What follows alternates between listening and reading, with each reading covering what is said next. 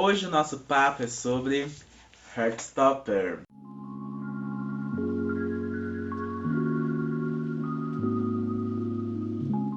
Hey people, Gossip John aqui, esse é meu canal Sincerateca e no vídeo de hoje eu vim conversar com vocês sobre a série de quadrinhos Heartstopper, escrita pela Alice Oseman. Mas antes da gente ter esse papo super gostoso sobre essa série que me encantou, que fez eu ficar tão envolvido e que foi assim o meu ponto de conforto ao longo de 2022, eu peço que vocês me sigam nas redes sociais, deixem um like nesse vídeo, se inscrevam no canal e conheçam a campanha de apoio aqui do Sincerateca, que sempre tá aqui na tela e na descrição do vídeo. E vamos logo conversar sobre esses quadrinhos, porque como eu disse no início do vídeo, foi o meu ponto de conforto ao longo de 2022. Esse ano ele foi caótico em muitos sentidos, foi um ano muito pesado pra mim, um ano em que eu me esgotei, perdi cabelo, me estressei. E um dos meus pontos altos com certeza foi sentar e ler as HQs de Heartstopper, além também de assistir a série, porque ganhou uma adaptação pra Netflix, o que fez esses quadrinhos se tornarem ainda mais populares. E com certeza foram momentos assim de muito conforto, muita paz, um certo carinho na minha própria alma, sabe? Eu precisava de algo assim, é por isso que eu tenho um carinho tão especial por essa série e precisava gravar um vídeo falando sobre ela, porque com certeza foi uma das minhas coisas favoritas desse ano. Então vamos começar comentando um pouco sobre a história que envolve esses quadrinhos. Esses quadrinhos são protagonizados pelo Charlie e pelo Nick. O Charlie é um menino tímido, um menino que passou por uma série de traumas. Ele saiu do armário de uma forma muito traumática. Ele sofreu muito bullying por isso, a galera da escola pegou muito pesado com ele. Então ele é um menino que não tem tanta confiança em si, que acaba pensando que não merece as coisas boas. É uma pessoa que se cobra muito e tem um julgamento muito pesado sobre si. Esse é o Charlie.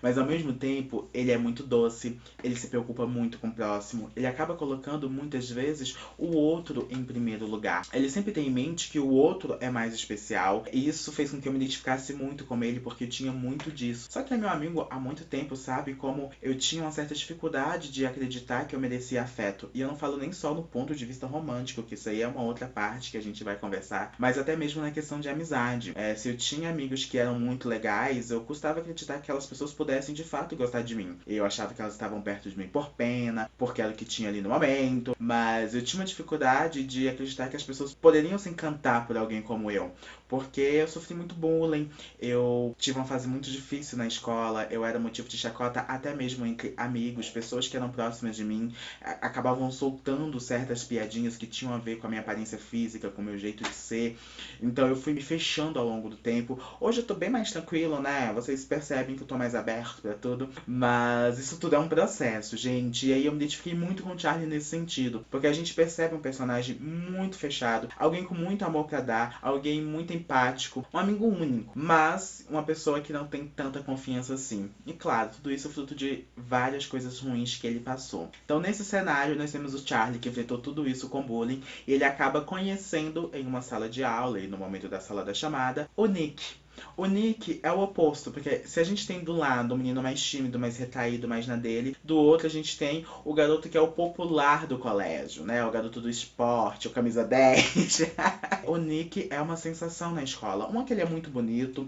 Dois, que ele realmente é muito educado. Ele é um fofo também. E ele é só popular, ele não é babaca. E ele se mostra muito aberto ao Charlie, assim que eles se conhecem. E aí eles vão se conhecendo mais, vão na casa um do outro, começam de fato uma amizade. Mas o Charlie vai percebendo que ele tá desenvolvendo um outro tipo de sentimento, algo mais pro lado romântico. Isso causa um certo pânico nele, porque ele não quer se apaixonar por um hétero. Só quem é LGBT sabe como é ruim se apaixonar por alguém que não tá no mesmo espectro da sua sexualidade, né? Por esse motivo, ele acaba até não sabendo como lidar, se afasta, se aproxima. O que ele não percebe é que o próprio Nick também tá passando pela mesma coisa, porque o Nick vai se encantando muito pelo Charlie, e até o momento ele se considerava hétero sim, só que ele começa a ficar muito confuso com tudo isso, e ao longo da HQ ele acaba descobrindo que é bissexual, e ele e o Charlie começam sim a ter um relacionamento. Bom, gente, isso é o básico de Heartstopper. Um dos pontos que eu mais gostei foi essa minha identificação com o personagem. Eu me identifiquei muito com Charlie. Então eu entendia muitas inseguranças dele, e quando eu assisti a adaptação, que pra mim elevou o nível dessas HQs, adaptou muito bem tudo que a Alice já tinha escrito aqui nos quadrinhos, mas deu mais profundidade, deu mais liga, fez a gente sentir com um pouco mais de clareza tudo aquilo que os personagens são, todas as suas questões. Eu acho que deu uma aprofundada boa. Assistindo a série, eu me encantei mais ainda pelo Charlie nesse sentido, porque eu me via muito nesse personagem. Essa questão da identificação é muito forte. Então eu tenho uma pessoa que tem várias inseguranças, uma pessoa que passou por traumas, por muito bullying, e aí tem a maneira como ele se relaciona. Ele, no início da história, tem ali um caso com Ben, que é um garoto que não é assumido, que só quer saber do Charlie ali pra dar uns beijos escondidos, mas que desvaloriza o Charlie, que coloca o Charlie pra baixo, que fala coisas que faz com que o Charlie se sinta ainda mais diminuído. E eu já passei por muitas situações desse tipo. Eu já tive bens na minha vida, pessoas que não queriam nada sério, que queriam coisas muito específicas e que não me enxergavam como um ser humano, que só me objetificavam de alguma forma. E em algumas vezes eu me submeti a situações que são bem complicadas, porque era o único tipo de afeto que eu recebia, era o único tipo de afeto que eu tinha. Hoje eu tenho uma visão um pouco mais centrada sobre tudo isso. Eu tento não me colocar em situações que vão me deixar muito mal, muito vulnerável. Só que isso custa muito pra mim, porque eu acabo entrando em um estado de solidão. E por isso que eu entendi o Charlie, porque ele tava ali naquela relação com o Ben e porque ele achava que aquilo era a única coisa que ele poderia ter. Tanto que quando o Nick aparece na vida dele, ele começa a experimentar um outro tipo de amor, um outro tipo de relação, um outro tipo de afeto. Eu fico muito feliz por ele e é um sentimento muito genuíno de cara, que bom, tá dando certo pra alguém. E por mais que seja um personagem fictício, ver na TV um personagem que é LGBT, que é jovem ainda e tá vivendo o seu primeiro amor, como todos os héteros vivem nas suas adolescências e tem isso representado em tudo quanto é lugar, filmes, novelas, seriado, é um sentimento muito assim, sabe, tipo, gratificante ver que caramba, sabe, também é possível pra gente. Não é só aquele lugar de sofrimento. E eu acho que isso que me encantou em Heartstopper, porque os personagens, eles passam por problemas. A gente tem várias questões envolvendo, como eu falei, o bullying, tem questão até de distúrbio alimentar, que vai ser aprofundada nos outros volumes das HQs. O Nick também, por mais que ele tenha o apoio da mãe, esse primeiro momento dele se descobrindo como bissexual é um momento muito complicado pra ele. A gente vai tendo várias coisas acontecendo com esses personagens que estão aqui, só que não fica focando só na parte ruim. Eu acho que foi isso que me pegou. Com o avançar das HQs, o relacionamento realmente vai ficando um pouco mais complicado por conta dos problemas internos dos personagens. Mas num primeiro momento aqui, no volume 1 e 2, a gente tem essa história de amor genuinamente linda sendo apresentada pra gente. Por mais que existam os problemas nos arredores, a história de amor deles é muito bonita e é contada de uma forma muito linda, uma forma que vai encantando a gente. Eles são personagens que estão muito apaixonados e são muito gentis um com o outro. É muita troca de carinho, é muito afeto, é muita admiração um pelo outro. E isso mexeu muito comigo, porque de fato não é algo que a gente está acostumado a ver quando se trata de personagens LGBTs nas grandes mídias. Hoje em dia, para ter personagem gay, normalmente são séries de mais de 18, assim, quando é voltada para um público mais jovem, são essas séries mais de 18, e acaba muito levando para um lado muito sexual. E aqui eu não tô querendo ser moralista nem nada de tipo. Na série The Elite, por exemplo, todo mundo transa, claro que os gays também vão transar. Mas eu sentia falta de umas histórias um pouco mais doces, umas histórias, sabe, de início, de primeiro amor, de primeiro olhar, de primeiro beijo.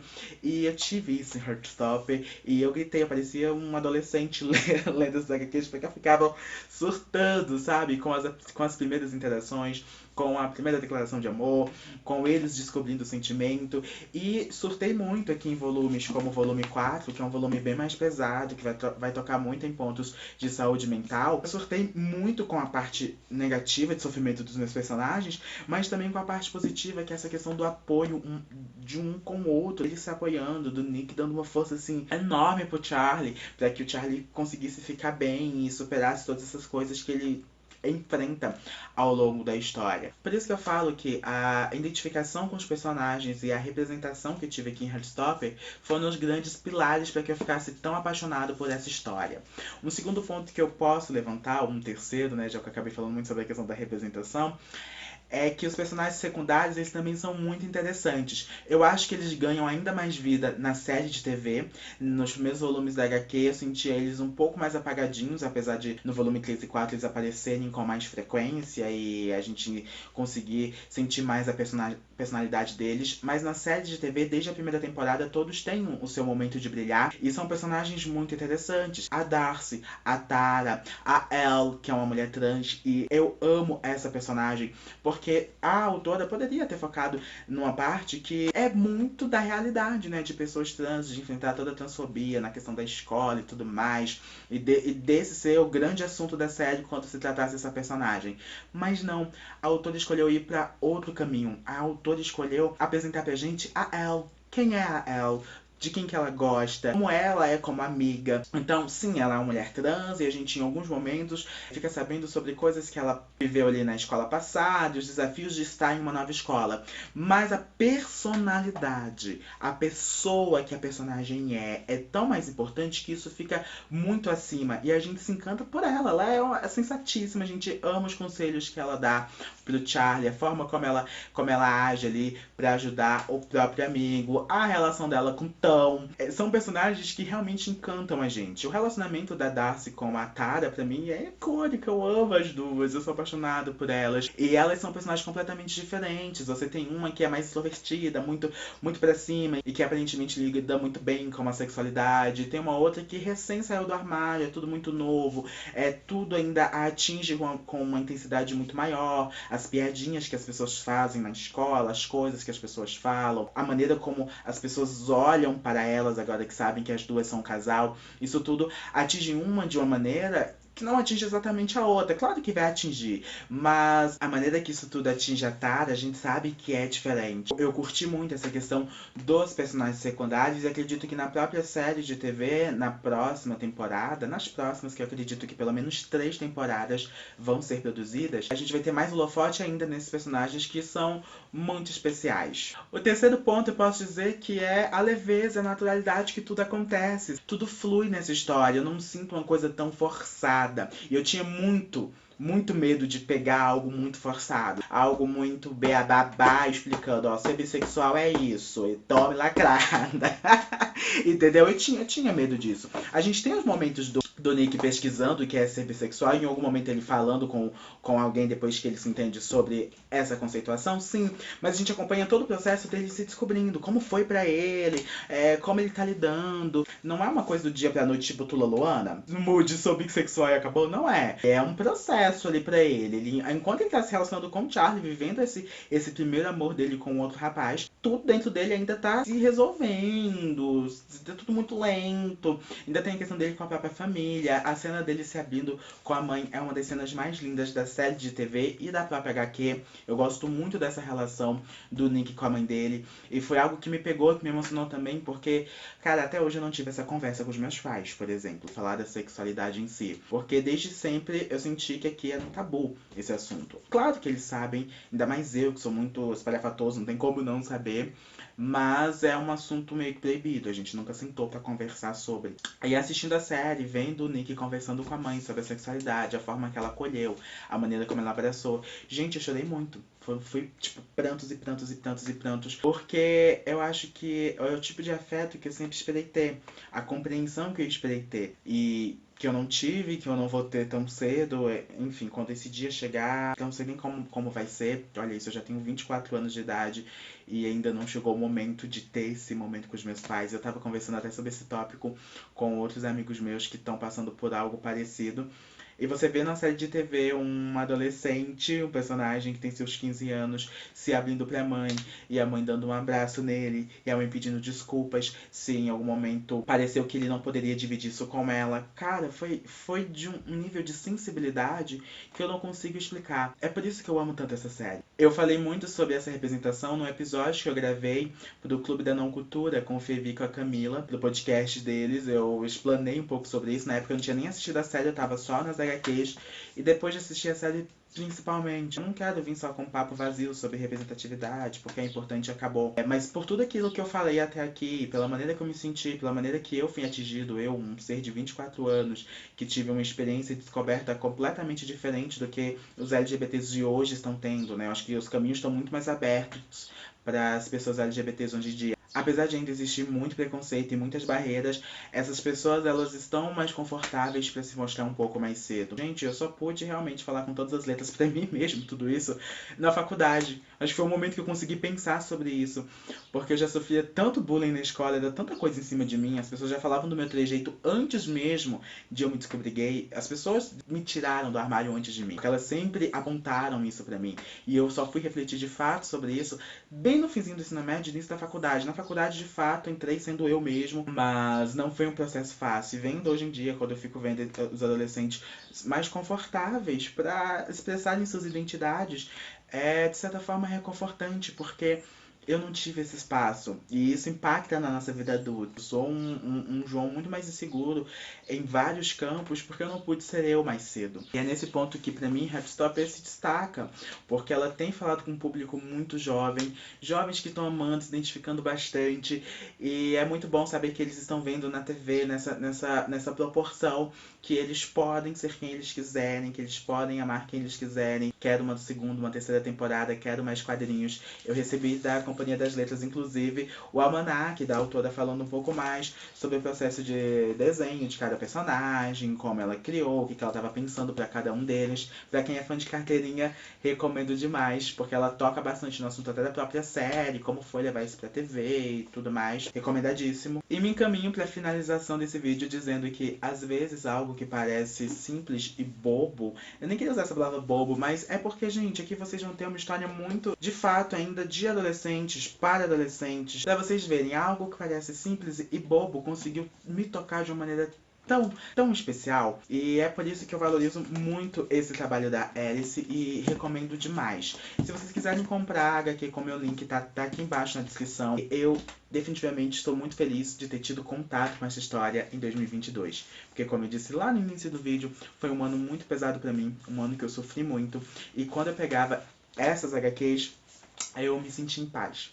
Eu me sentia leve, eu me sentia feliz. Mesmo nos momentos mais tristes, como é o caso da HQ4, aqui também tivemos momentos de felicidade. E é isso, gente, por isso que eu amo. Eu acho que cumpre a proposta. Eu fui diminuindo as minhas expectativas para não me decepcionar, mas acho que entregou tudo aquilo que eu estava esperando dessas HQs para a faixa etária que ela é indicada e para que ela é feita. Né? Apesar de tudo isso, eu acabei curtindo muito e virei público-alvo da história também. Acontece. Obrigada a todo mundo que acompanhou até aqui. Aqui do lado tá aparecendo o nome dos apoiadores do canal. Muito obrigado, vocês que seguraram a minha mão ao longo de 2022. E eu espero que em 2023 eu possa retribuir melhor todo o apoio e força que vocês me dão. Até a próxima. XXO. Gaspedian.